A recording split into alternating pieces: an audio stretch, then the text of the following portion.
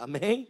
Vamos lá, 27 de Atos dos Apóstolos, capítulo 27, e o versículo de número, o que, Cristian Solano? 23 até o 25, vamos lá. Porque esta mesma noite o anjo de Deus, de quem eu sou, quem é de Deus aqui? Então leia junto comigo.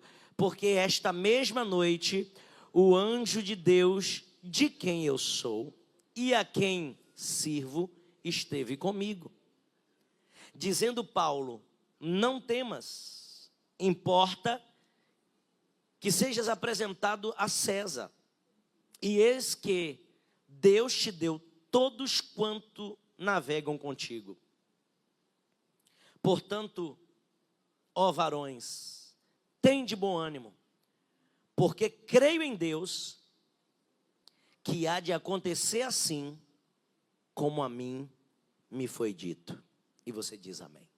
Senhor, essa é a tua palavra, fala conosco, edifica-nos para a honra e glória do teu nome. Mais uma vez te pedimos que a tua palavra traga luz, clareza, entendimento, diretrizes, direções, instrução à nossa consciência. Tira toda a cegueira, tira toda a incapacitação, toda a rigidez cognitiva seja queimada agora, e que haja um fluir de aprendizado, de crescimento, a didática do céu, convencendo o homem do pecado, da justiça, do juízo, instruindo onde os homens precisam, e todos juntos dizem amém. Irmãos, essa é a última palavra deste mês, aqui na aba Orla, dentro desse nosso tema. Quem é este que até os ventos e o mar lhe obedecem? E nós falamos sobre a primeira tempestade no tema em Marcos capítulo 4. Em Marcos 4, nós falamos do dia em que Jesus estava dormindo no barco, uma tempestade assolou o barco, os discípulos clamaram, ele levantou, acalmou a tempestade e houve grande bonança. E então os discípulos disseram essa célebre frase: quem é este que até o vento e o mar lhe obedecem? Na segunda semana nós ministramos sobre a outra tempestade que Jesus acalmou, no capítulo 6 de Marcos. Só que agora Jesus não está dentro do barco, Jesus está no monte orando e observando tudo o que está acontecendo. E eu ministrei o coração de vocês dizendo: Deus vê, Deus vem por cima e Deus vai dar vitória. Pregando essas mensagens, eu disse para você que na primeira tempestade Jesus acalmou primeiro fora e depois dentro. Na segunda tempestade, Jesus acalmou primeiro dentro, dizendo: não temas, e depois fora. Quando ele entrou no barco, houve bonança. Deus sabe a sua estrutura e sabe onde acalmar primeiro, para que o nome dele seja glorificado em você. Na terceira semana nós começamos a falar sobre uma tempestade que Elias enfrentou. Elias passou por uma tempestade, aliás, uma aflição que é alegoricamente na vida de um crente, uma tempestade, um vento. O crente pentecostal usa esse termo, né? Eu estou num vento terrível. Que Deus acalme os ventos da sua vida. E Elias estava passando por um vento, por uma tempestade. Jezabel lhe perseguiu. Ele entra numa caverna, ele se esconde, ele pede para Deus tirar a vida dele. Eu não sou melhor do que os meus pais. Eu fui fiel ao Senhor. Mataram os profetas do Senhor, só eu restei. O Senhor disse: Elias, o que fazes aí dentro? Ele dá essa desculpa para Deus: não aguento mais, é muita luta, é muita prova. De repente o Senhor passa sobre ele e vem um terremoto, e ele diz: Deus não estava no terremoto. Um vento forte começa a quebrar as pedras e Deus não estava no vento. Um fogo começou a passar, Deus não estava no fogo. E depois veio um cisto suave, ele sentiu Deus, saiu para a porta da caverna e Deus falou com Elias mais uma vez. E aí eu digo para vocês que nós precisamos, no meio da tempestade, aprender a discernir a voz de Deus, porque a tempestade tenta nos desestabilizar, enquanto a voz de Deus, no meio da tempestade, vem para nos dar segurança e confiança. Elias pensou em desistir. Elias quis desanimar.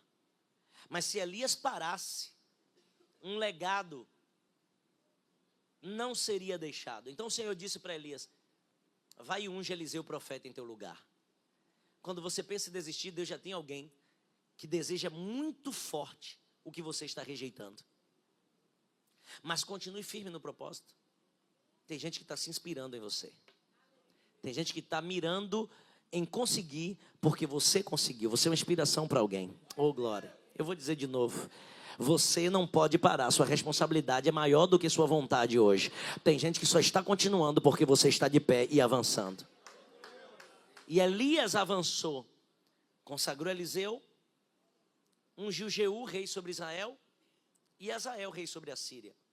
E Deus cumpriu seu desígnio e Elias foi arrebatado na carruagem de fogo. E hoje eu quero falar sobre essa tempestade que assolou um barco que estava o apóstolo Paulo. Meus irmãos, nos capítulos 24, 25 e 26, o apóstolo Paulo está enfrentando ventos de oposição. Eu confesso para você que uma das coisas mais difíceis de um líder viver é a oposição religiosa. Porque quando você vê demônios se manifestando, isso não nos aflige, isso nos alegra para a gente orar mais, jejuar mais, buscar mais. Quanto mais demônio eu via manifestando nos cultos, mais eu dizia, não posso abrir brecha, não posso pecar. O cão está aparecendo no culto, se eu der brecha ele me derruba, se eu der brecha ele... Então, às vezes, os levantes vindo do diabo te dá mais força para continuar. Sim ou não? Agora, quando são levantes de opositores religiosos, são pessoas que deveriam estar abraçando a causa e estão sendo uma pedra de tropeço, isso termina por atrapalhar algo grande que Deus estava fazendo. E isso de fato começa a afligir. Os irmãos começam a rejeitar a companhia de Paulo. Tem alguns que abandonam a fé. O apóstolo Paulo, nós sabemos, era um grande perseguidor da igreja. Deus lhe mostrou como deveria padecer por amor ao evangelho.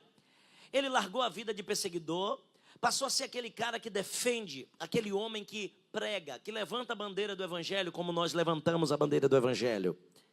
Ele prega contra a idolatria, contra ídolos. Ele prega contra aqueles que ministram uma hipergraça, uma supergraça, uma graça onde Deus nos alcançou com perdão, então eu posso continuar no pecado? Não.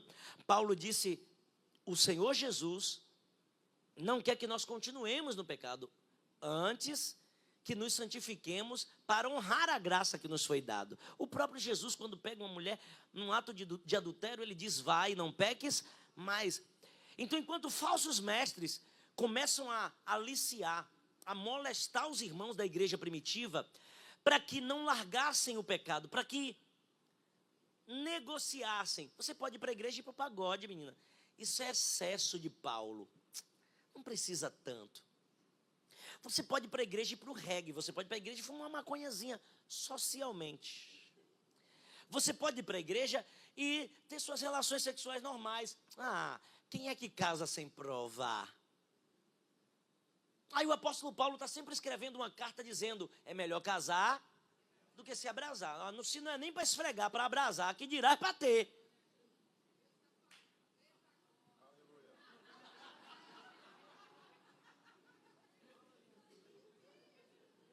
Então diga comigo assim, eu não posso negociar. Irmãos, vão aparecer muitos falsos mestres, mas o propósito desses mestres é se tornarem mestres por mero desejo de influenciar. Eles não têm compromisso com você entrar no céu. Esses influenciadores que surgem sem história, sem referência, são influências sem referência. Eles não têm compromisso com a sua alma. Eles não têm compromisso com estar perto, com estar junto. Eu acho bonito o trabalho que alguns pregadores fazem na internet. Mas quando eu vejo algumas pessoas superestimando e dizendo, não, porque eu não congrego igreja, eu cultuo pela internet. E você toma ceia como? E você batiza como? E você entra em comunhão com a igreja e aprende o que é práticas de fé como? Então não existe esse congregar virtual. O que o mundo está tentando ajustar para te enfraquecer, para te deixar débil na fé, para te deixar sem autoridade espiritual, o apóstolo Paulo estava combatendo. E quando ele está combatendo as falsas doutrinas, os falsos ensinos, tendo oposição dos fariseus, dos saduceus, agora denominam aquilo que Paulo faz como seita. A seita dos nazarenos.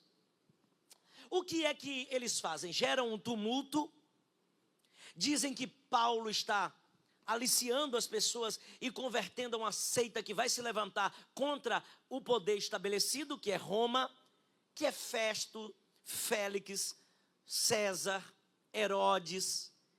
Então fazem um conluio e vão denunciar eles à autoridade. No capítulo 24, ele está sendo apresentado primeiro a um governador, ao governador Félix. Só que aí depois Félix é substituído e o governador Festo recebe Paulo. Paulo evangeliza tanto Félix quanto Festo. Só que Herodes ficou tão intrigado com a história, o rei Herodes, ele vem para ouvir o que Paulo tem como defesa. E ele diz, se eu não fosse um pouquinho mais duro, você tinha me convencido a participar da seita também. Herodes reconhece, meus irmãos, que o que Paulo carregava não tinha nada a ver com o que os líderes religiosos, com o que os fariseus estavam tentando impor sobre eles. E quando o rei Herodes Agripa ouve Paulo e tem essa referência de que de fato ele carrega algo de Deus, que algo ardia enquanto Paulo falava, ele então diz assim, olha, já que Paulo apelou para César, ele vai até César. Já que ele apelou para estar lá na Itália, para ir até Roma, ele vai até Roma. Mas se dependesse de mim, ele já estava livre aqui. O que eu preciso te dizer é que às vezes o que os religiosos não conseguem enxergar, tem pessoas que não têm muito de Deus, mas estão enxergando na sua vida. Então não deixe nada paralisar a chamada que Deus tem em você. Mantenha o fogo do Espírito aceso. Oh, glória. Tem crente pentecostal aqui? Vai ter gente que é joio. O que é joio, bispo? Tem aparência de trigo, foi plantado junto com o trigo, cresce igual trigo, mas a diferença é que quando o trigo é amassado, ele gera pão, ele gera farinha, ele gera comida, gera alimento, gera nutrição. E quando o joio é amassado, gera veneno, gera oposição, gera levante. Então você conhece o joio e o trigo em um ambiente pelo que ele produz. Quando você vê gente contendeira, problemática, já pode ir se afastando e dizendo, estou entendendo tudo, é joio, querendo me tirar da direção. E eu tenho uma palavra para crente que é trigo aqui. Continue na posição, porque Deus te chamou para uma grande obra e você não pode parar. Isso aqui é muito forte para nós. Já que Paulo apelou para César, ele vai ter que ir para a Itália. Então o que acontece agora no capítulo 27, que é o que nós lemos? Depois de alguns anos preso, Paulo agora está indo em direção à Itália, está indo em direção a Roma, vai atravessar todo o cenário bíblico ali, a geografia da Ásia Menor. E quando eles entram no barco em direção a Roma, em Chipre, um vento por nome de Euroaquilão assola o barco. O barco em que eles estão recebe a visita de um anjo. E o anjo aparece para Paulo e diz, o vento vai soprar, mas ninguém que está no barco se perde. Todo mundo que está navegando com você vai permanecer vivo. O que vai acontecer, vai ser necessário para você se apresentar diante de César. Você não morre enquanto o propósito não se cumprir. Não entendeu? Vai ter vento, o barco vai ser destruído, ninguém morre quem está no barco com você. Foi a primeira palavra. Segundo, você também não morre porque você tem que chegar na Itália, você tem que chegar diante de César, você tem que chegar em Roma. E se você vai chegar em Roma, não importa quanto vento sopre, eu vou estar contigo para te livrar, o Senhor está lhe dizendo. Quem tem garantia de presença de Deus na vida? Sabe o que eu amo de garantia de Deus? E eu quero ensinar para você. O que eu amo de promessa na minha vida é que eu sei que eu não vou morrer agora. Então quando eu pego o avião, eu preparo tudo em casa. Já deixo senha de cartão, já deixo senha se for precisar, né? Mas eu digo, eu estou me preparando por excesso de zelo. Mas eu sei que vou e volto, porque tem muita coisa para se cumprir. Vocês vão ter que me engolir ainda muitos. Dizer igual a Zagalo agora. Vocês vão ter que me engolir. Diz para alguém assim, ó, você tem muito o que viver ainda. Tem muita promessa de Deus para a sua vida. Tem gente que está torcendo para ter um derrame, para ter um infarto, para morrer, para ter um acidente. E Deus dizendo, vou guardar, vou livrar, vou proteger. O mal que te desejam é o bem que te promovem. Enquanto estão querendo que você... Isso é o que os religiosos queriam matar. Irmãos, no capítulo 25 você vai ver que eles pagam uma das autoridades. O nome do homem é Tértulo. Ele é um orador de tão excelente oratória que contratam esse homem para acusar Paulo diante dos governadores.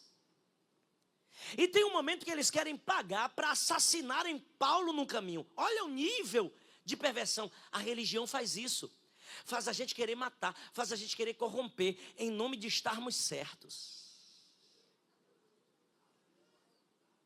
Você sabe que quando Deus dá uma profecia para alguém que é crente genuíno, sabe o que a gente faz? Deus dizendo assim, ó, meu filho, diz para aquela casa rebelde que se não se consertar, eu vou matar. O que a gente faz? Senhor, tem misericórdia. Deus livra esse jovem, livra essa jovem, livra essa casa rebelde. A gente que tem coração tratado pelo Espírito, a gente quer que a profecia não se cumpra para Deus alcançar alguém e libertar. Aí a gente faz o apelo, venha para Jesus, menino, saia dessa vida, insiste, porque Deus já mostrou antes. Agora a gente religiosa, olhe, se não se entregar para Jesus, Deus vai te matar. E às vezes nem ora. O desejo é que mate para alguém dizer assim, ó, viu? E bem o profeta falou. O orgulho dele é mais importante do que a vida que se perde. É isso que os religiosos aqui representam. Um povo tão perverso que eles querem que Paulo morra para eles não estarem errados naquilo que Paulo está pregando. Paulo está orando e Jesus está curando, isso incomoda. Paulo está orando e Jesus está libertando. Paulo está orando e Jesus está transformando vidas. Paulo está orando e o lucro de alguns senhores que vendiam idolatria e produtos de feitiçaria estava diminuindo. Então, em conluio com os comerciantes, os religiosos querem destruir a Paulo. Igreja não dá lucro para motel. Igreja não dá lucro para bar. Igreja não dá lucro para as coisas erradas. É por isso que eles dizem, você está indo para dar dinheiro para pastor. Eles querem que você se dê em vício. Eles querem que você se destrua. É melhor uma família destruída. É melhor você tomando remédio. É melhor você depressivo. É melhor você oprimido. Porque você é fácil massa de manobra. Agora quero ver você orando, jejuando, buscando. Você com a vida limpa, você com a mente clara. Quem é que te engana? Quem é que te dobra? Tu já viu um crente que sabe quem é em Deus ficar na igreja que está tudo errado? Deus já me revelou, estou saindo daqui. Crente não é massa de manobra de ninguém. Crente não é besta. Crente não é otário. Crente não é isso que falam lá fora. Crente cheio do Espírito Santo é guiado e conduzido pela presença de Deus. Então o mundo vai tentar. Com religiosos, aí você vai ver gente na internet. Você não tem que congregar mesmo, não. Pessoas feridas, já cheias de ódio de igrejas. Você já viu alguém que diz assim, eu vim para denunciar, participei 20 anos disso aí. Ah, participou 20 anos. Agora que alguma coisa ruim aconteceu, vai denunciar, mas enquanto lhe foi conveniente. Então tem pessoas que são mau caráter na essência, e quando o podre deles é revelado, eles acham que todo mundo é igual a eles. Alguém está aqui? Você está entendendo o teor dessa mensagem? Eu estou falando sobre religiosos que levantam tempestade nas nossas vidas. Você sabe que tem mulheres que já atrapalharam homens que estavam indo fiéis a Deus aqui? O homem está vindo para a igreja, buscando a Deus, buscando crescer, largou as amantes, agora está indo para a igreja.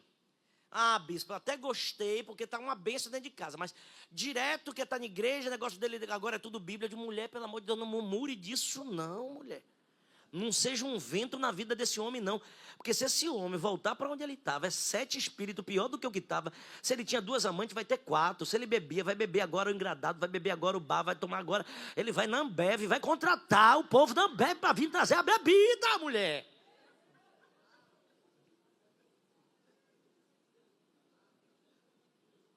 Tem homem que é tribulação na vida, cria ventos, gente religiosa, gente que é insensível à necessidade do outro de receber o que Deus tem através da vida de Paulo.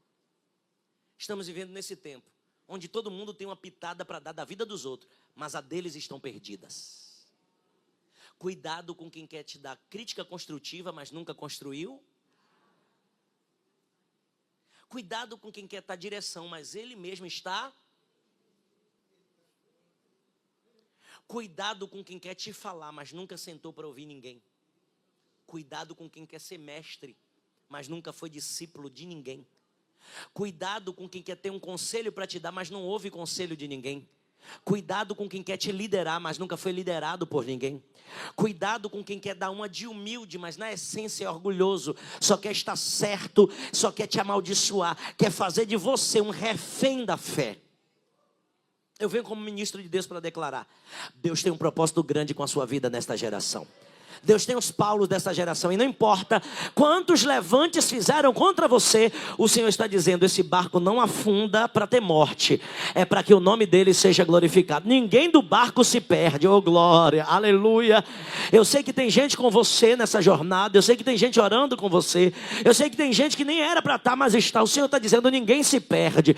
Paulo está navegando em direção a Roma, de repente um vento contrário vem, e eles decidem ir para a costa, onde tem um vento africano vindo, um vento mais quente, mais ameno, embora estão no inverno. Só que enquanto eles estão celebrando este vento que eles acharam, de repente está escrito, vem um outro vento chamado Euroaquilão. Esse vento frio que surge, vem arrastando o vento com muita força, vai destruindo a embarcação pela polpa. A proa está presa em um como é que a gente chama lá? Arrecifes. Eu chamo de pedra. Eu sei que é um organismo vivo, mas quando eu vejo, só vejo pedra. Aquele recife que o barco ficou preso, a parte dianteira, só foi para se cumprir o que Paulo disse: vocês vão se abrigar aos pedaços de madeira que estão flutuando, mas ninguém se perde. Paulo disse: o Senhor mandou um anjo, e assim como ele me visitou ontem de noite, eu vou repetir para vocês: ninguém se perde, todos nós estaremos salvos, e convém que eu vá até diante de César e o nome do Senhor seja glorificado naquilo que eu vou fazer. Eles de fato vivem o naufrágio e vão parar numa ilha por nome de Malta. É o naufrágio do livramento. Tem barcos que precisam afundar para alguém reconhecer Deus na vida de quem é cheio do Espírito Santo. Eu falei sobre o barco que Jesus acalma a tempestade. Eu falei sobre as ondas que Jesus vem por cima. Eu falei sobre a tempestade que se cria e que tenta te tirar do foco. Mas agora eu quero falar da tempestade que é permissão de Deus para que alguém saiba que Deus continua no controle da sua vida. Perde o barco, mas não perde a vida. Perde o barco, mas não perde o propósito. Perde o barco, mas não perde a chamada. Perde o barco, mas não perde almas. Perde o barco, perde coisas físicas, mas não perde valores espirituais. Oh, meu Deus! Paulo ganha vidas que estavam no barco. Paulo ganha gente na ilha de Malta. Paulo ganha multidões onde chega, porque crente que tem propósito, as tempestades fazem o barco dele da fé ir cada vez mais longe. Essa luta não é para a morte, é para a glória de Deus. Esses ventos que estão te levando para ilhas, lugares cercados, lugares que aparentemente são limitados de recursos, é Deus dizendo: continua na dependência do meu espírito, porque eu estou te guiando, eu estou te conduzindo. Foram meses para uma viagem que duraria dias, mas no caminho Deus está usando Paulo para coisas grandes. Eu vou ler mais uma vez o versículo junto com vocês, o versículo de número 27. Porque esta mesma noite o anjo de Deus, de quem eu sou e a quem eu sirvo, esteve comigo e disse: Paulo, não temas, importa que sejas apresentado a César, e eis que Deus te deu todos quanto navegam contigo. Eu quero dizer a primeira coisa aqui para vocês dentro desse texto é que você é de Deus, aleluia. Você tem dono, oh glória a Deus. Você não é à toa. Essa tempestade, glória a Jesus, vai saber que Deus ainda cuida de você, que você ainda tem dono, que você ainda tem aquele que guarda a tua entrada e a tua saída. A segunda coisa é que quando ele diz não temas, importa que seja apresentado a César, ele está dizendo você tem um propósito, eu tenho um propósito e o meu propósito na sua vida vai se cumprir. Mas a terceira coisa é evangelística e eu quero que você anote isso na tábua do teu coração. Eis que Deus te deu todos quantos navegam contigo. Você sabe que os seus ventos estão aproximando pessoas de Deus? Alguém aqui, diz para mim, só dá um sinal assim para mim quando você ouvir. Alguém já teve um sonho, contou e depois o sonho se concretizou e alguém disse, meu Deus do céu. Alguém? Porque é necessário que algumas coisas sejam contadas. Nem todo sonho é para ser contado. Tem sonho que é para você ouvir ou ver no reino espiritual e não falar nada para ninguém, para orar, interceder e desfazer. Mas tem sonho que é Deus querendo você falando para que se manifeste no reino espiritual. E quando alguém vê, diga, meu Deus, realmente Deus existe. Esses ventos que aconteceram na vida de Paulo foi anunciado por um anjo. Vento não pega crente de surpresa. Prova não prega. Não tem nada que o Senhor faça sem antes revelar aos seus servos os profetas. Deus sempre vai revelar quem está ligado. Deus sempre vai revelar uma direção. Mas qual é o foco disso? É te engrandecer? Não, Paulo disse, me foi dado um espinho na carne pela grandeza das revelações que Ele me deu. Então para que Deus me dá? É para que todos aqueles que Ele me deu sejam salvos. Eu vou repetir o versículo. Deus te deu todos quantos navegam contigo. Você sabe que no seu trabalho Deus está lhe dando a oportunidade de ganhar almas? Você sabe que na sua faculdade Deus está lhe dando a oportunidade de ganhar vidas? Você sabe que nas corridas de Uber que você que é motorista de aplicativo faz, Deus está lhe dando a oportunidade de ministrar pessoas? Vocês que vieram da empresa da Ecoplave, você sabia que o chefe, a chefe, sei lá quem foi que designou para vocês estarem aqui, fez nada mais, nada menos do que um desígnio do céu para vocês estarem aqui. Deus queria vocês aqui hoje, neste culto, ouvindo esta palavra. Agora não é para vocês apenas ouvirem, é para vocês agora receberem a responsabilidade, porque todos os que estão com você no barco, Deus entregou nas suas mãos. Oh glória, aleluia, levante as mãos para receber essa palavra profética. O único imperativo de Deus, que não depende de evangelista, nem de pastor, nem de apóstolo, nem de mestre, nem de pregador, nem de evangelista, é o ide e pregai o evangelho a toda criatura.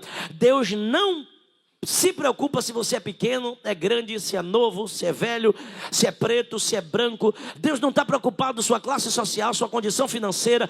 Deus só quer que você seja um canal para que alguém seja alcançado pelo evangelho que liberta. Oh glória.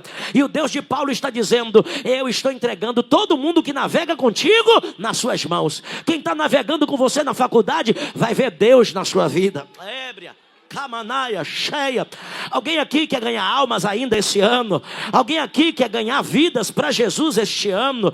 Alguém aqui quer edificar pessoas? As pessoas vão entrar em contato com você no barco e depois do contato com você vão ficar melhores do que foram achadas, porque a presença de Deus na sua vida vai impactar a vida dessas pessoas. Está escrito que quando Paulo e aqueles náufragos chegam na ilha de Malta, eles são acomodados pelos bárbaros e os bárbaros ficam assustados. Como é que eles se salvaram neste mar? Deus impactou quem estava no barco e agora está impactando quem está na ilha.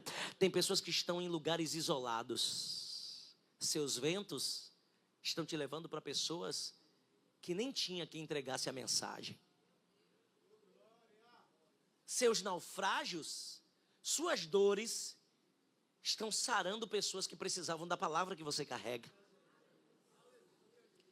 Pregar é bonito, mas pregar com a autoridade de quem já sofreu a dor é muito mais bonito.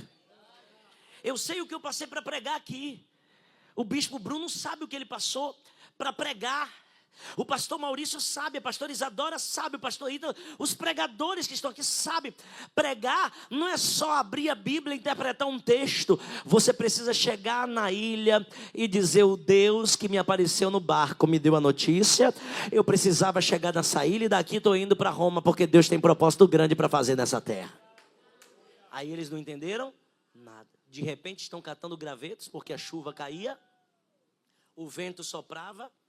Quando Paulo pega um graveto, vem uma víbora fugindo do calor que ia ser lançado na fogueira e dá uma picada na sua mão. Já é o capítulo 28, versículos 1, 2 e 3.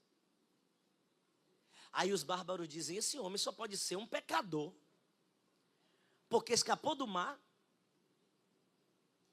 Agora a gente que podia fazer qualquer maldade com eles, acolhe, e agora ele é acometido por essa víbora. 28, 1, 2 e 3, 28, já estou no 28. E havendo escapado, então souberam que o nome da ilha se chamava Malta. E aí os bárbaros acendem uma fogueira, usaram de humanidade. De repente essa víbora lhe acomete a mão. Eles disseram: meu Deus, ele vai morrer. Ele vai inchar, vai cair, vai morrer. Porque a justiça não está deixando esse homem viver. Só pode ser um pecador, só pode ser... O diabo estava tentando com todas as fichas parar o ministério de Paulo. Mas Paulo disse: o anjo veio a mando de Deus, de quem eu sou, a quem eu sirvo. Eu tenho dono. E olha o que aqui diz aí, versículo 5. Mas sacudindo ele a víbora no fogo, não padeceu mal. Vamos, 6. E eles esperavam que viesse a inchar ou a cair morto de repente. Mas tendo esperado já muito e vendo que nenhum incômodo lhe sobrevinha, mudaram de parecer e diziam que ele era um Deus. De repente estão esperando cair, inchar, morrer. Agora estão dizendo: deve ser algum espírito, algum Deus, alguma coisa, porque não é possível sofrer isso tudo. Não, meu irmão, é que você carrega uma promessa. Só quem tem raiz suporta o que você já suportou até aqui. Os ventos que você já passou e suportou, se fosse outro já tinha enlouquecido. As provas que você já suportou, está viva, está de pé. Se fosse outro já estava debaixo de sepultura, já tinha infartado, já tinha dado um AVC, já tinha dado um aneurisma. Se fosse outro que tivesse passado por tudo que você passou, já tinha dado cabo, já tinha desvivido, como está dizendo agora, já tinha tirado a própria vida. Se fosse outra pessoa que tivesse enfrentado as decepções que você já passou, os ventos que você já suportou, as oposições que já fizeram contra você, já não estava mais aqui para contar. Mas sabe por que é que você está vivo? Porque você tem promessa, porque você tem uma chamada, porque você tem um selo, porque você tem um dono. E eu vou encerrar a mensagem dizendo: estava esperando você inchar, estava esperando você cair e estava esperando você morrer, mas nem vai inchar, nem vai cair, nem vai morrer. Não, Anacamacheia, Canturébia. O mês de agosto está encerrando com Deus mandando eu lhe dizer: fique em paz, fique tranquila, porque nem o mal te acontecerá, nem deixa fazer magia, deixa fazer ebó, deixa falar contra, deixa fazer feitiço, deixa falar mal, deixa caluniar. Teu advogado não tira férias, teu advogado não dorme, teu Senhor não tosqueneja. O Deus de Israel guardará a tua entrada e a tua saída. Quem está tentando sujar a tua imagem vai ter que ver Jesus brilhando em você, dobrado de glória para Deus. A luta está aproximando Paulo de quem? De César. Os inimigos estão torcendo para ver sua queda, Deus te coloca diante do governador. O inimigo querendo ver você parado, Deus te coloca diante do rei Agripa. O inimigo querendo te parar, Deus coloca diante do imperador César. Quanto mais se levanta, mais te promove. Crente pentecostal é igual a Melete: quanto mais bate, mais cresce. Crente pentecostal é igual a pandeiro: quanto mais apanha, mais faz festa. E o Senhor está lhe dizendo: essa luta não é para a morte, é para a glória do meu nome. Esse vento não te mata, te deixa mais forte. O que não te matou, te deixou mais forte, te nutriu. E você está vivo, está viva, está de pé e vai avançar. A tempestade vai passar, você permanece. O vento vai cessar, você continua. O nome do Senhor vai ser glorificado. Quem crê, fica de pé dando glória a Deus. Fica de pé dando aleluia. Fica de pé celebrando. Você que é pentecostal, fique de pé dando a rajada de línguas estranhas, porque queriam ver você sepultada, queriam ver seu ministério parado. Mas o Senhor está lhe dizendo: lança a víbora no fogo, porque essa tempestade não te mata.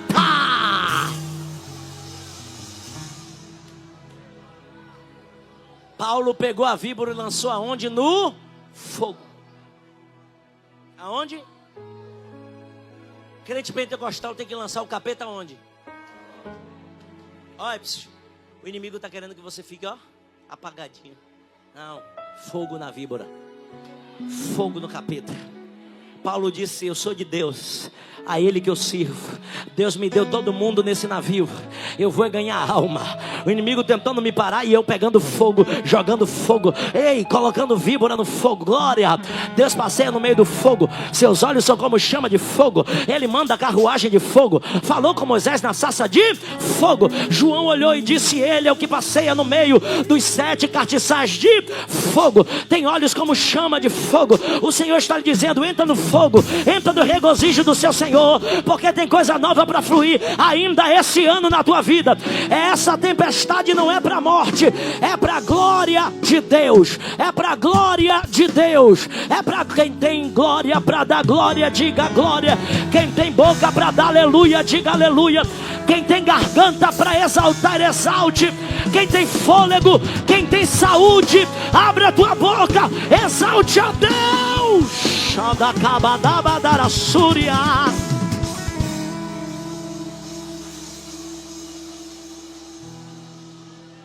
Olha aqui para mim, eu vou encerrar agora. Mas eles ficam atribulados. Sabe por quê? Porque já gastaram dinheiro, já invocaram tudo que não presta e não pararam você. Aí diz: por que ela tem tanta energia? Por que tem tanto fôlego? Por que tem tanto ânimo? Porque você está debaixo de uma promessa. É isso que deixa eles atribulados. Porque a religião para eles só gerou frustração, mas para você está gerando intimidade com Deus. Tem gente que tem anos de crente e não viveu nada do que você está vivendo com Deus agora. Tem gente que, se um dia sentiu um arrepio, nunca mais sentiu. Você vem para o culto, se liga, chora, se derrama, recebe força. E alguém, para conseguir dormir, está tomando remédio. Você dorme e acorda dizendo: eu dormi, deitei, dormi e acordei porque o Senhor me sustentou. Tem gente que, para conseguir enfrentar a luta, toma cachaça, fuma uma, cheira outra. E você passa e o povo diz assim: como é que tá? Ah, tá tudo certo. Ah, Deus está no controle. Ah, o sangue de Jesus tem me dado vitória. Ah, Deus é fiel, meu irmão. Ah, tudo seu agora é dele. Eles ficam incomodados porque você é dele. E ele trabalha por aqueles que nele espera. Ops, olha aqui para mim essa notícia para alguém. O barco pode até quebrar, mas não morre ninguém. E sabe o que é que acontece depois? Depois vem um barco maior, melhor, e leva para Roma. Fique em paz. O recurso pode ter acabado agora, mas quem entrar no barco agora que está indo para Roma, vai olhar para você com outro olhar, dizer: não, ali é homem de Deus, tudo o que ele falou se cumpriu. Ali é mulher de Deus, enfrentou o vento com a gente. Sabe quem foi que animou a gente no meio desse vento? Foi ele. Sabe quem foi que me deu visão? Ela.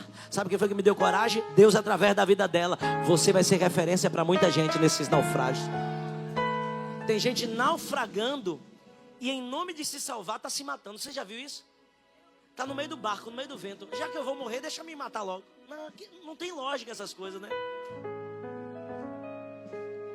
Aí você que tem promessa de Deus diz assim: calma, calma, o barco vai se estragar. Se apeguem às estruturas. Vai boiar, mas ninguém morre. Eles querendo morrer e você gerando vida. Eles querendo desistir e você dizendo: perseverem. É isso que pira a cabeça de muita gente. Estão passando pela mesma situação e você tirando de letra. Agora, bispo, a gente não sente o temor? Sente. Mas isso não domina a gente. A gente não sente nenhuma insegurança? Sente. Mas a presença de Deus vem e nos lembra daquilo que Ele falou. Está se cumprindo da forma que Deus disse. Então eu creio que no final vai ser do jeito que Deus falou. E do jeito que Deus falou, aconteceu. Levante as mãos, nós vamos orar agora. Pai, tem uma multidão reunida neste templo hoje. Reunida não para ver o bispo Wagner Tavares, reunida para ouvir a voz do Deus de Israel. Eles não estão aqui para serem guiados por homens. As 276 vidas que estavam naquele navio se salvaram, porque tinha um crente cheio da direção de Deus. E eu quero te pedir, Senhor, aqueles que vieram aqui hoje, debaixo da tua direção, para ouvir a tua voz, e tenha cada culto buscado ser cheio do teu Espírito, da direção. Não deixa ninguém do barco se perder. Dá direção para ele, dá direção para ela. Enche de fogo, porque as víboras vão ver, saber e entender que o Senhor é Deus na vida deles. Em nome de Jesus e para a glória de Jesus.